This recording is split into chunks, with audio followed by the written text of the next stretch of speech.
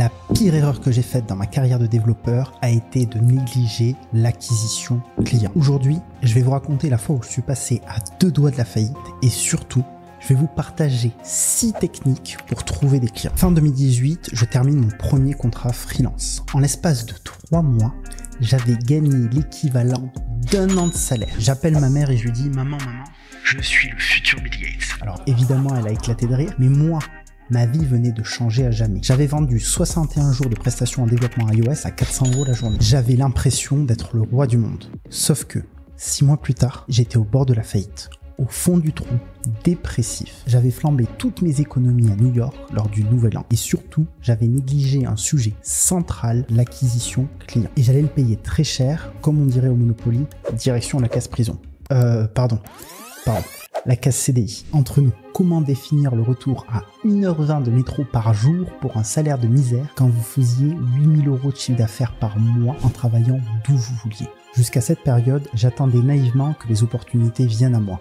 Alors oui, ça a marché quelques fois, mais ce n'est pas comme ça que j'allais bâtir une carrière stable de freelance. Du coup, j'ai décidé de me former sur le sujet. J'ai acheté plein de bouquins, des formations, interrogé d'autres freelances et année après année, test après test, j'ai créé mon système anti-faillite. Une approche multicanal pour ne jamais manquer de clients. C'est une approche que j'ai implémentée non seulement pour moi, mais pour des dizaines d'autres freelances que j'ai accompagnés. Et je vais vous donner une partie de cette méthode dès maintenant. 1. Optimisation du profil LinkedIn.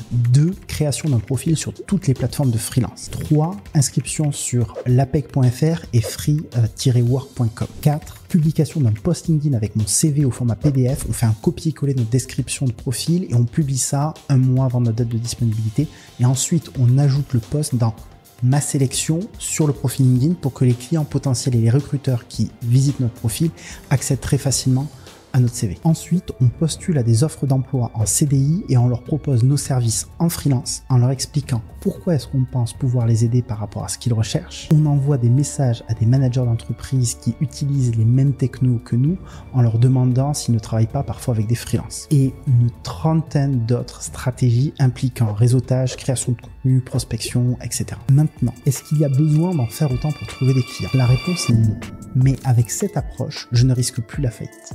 Même en période de crise, je peux dormir tranquille. Même si un client me plante, j'ai toujours un plan B, C, D, etc. D'ailleurs, il m'arrive régulièrement de recevoir une même mission par plusieurs canaux différents. Ce qui est génial car ça me met en position de force au moment des négociations, surtout quand je passe par un intermédiaire. Je peux choisir celui qui prend la plus faible marge et de manière générale, je peux être plus gourmand dans mes demandes car j'ai toujours une solution de repli si les négociations capotent. Ceci dit, ce n'est pas parce qu'on obtient des entretiens qu'on gagne forcément des contrats. Encore faut-il maîtriser l'art de la vente. Et j'ai fait un tas d'erreurs sur le sujet jusqu'à inventer un modèle spécifique pour les développeurs freelance. J'appelle ça la vente archétypale. Probablement ma plus grande découverte sur le freelancing. Et si c'est un sujet qui vous intéresse, j'ai créé une formation gratuite, entièrement gratuite, d'1h30 où j'explique comment je suis parvenu grâce à cette méthode à faire plus de 200 000 € de chiffre d'affaires, visible sur société.com, devis à l'appui, juste avec mon activité de développeur freelance en 100% télétravail. Le lien est en description. N'oubliez pas de vous abonner.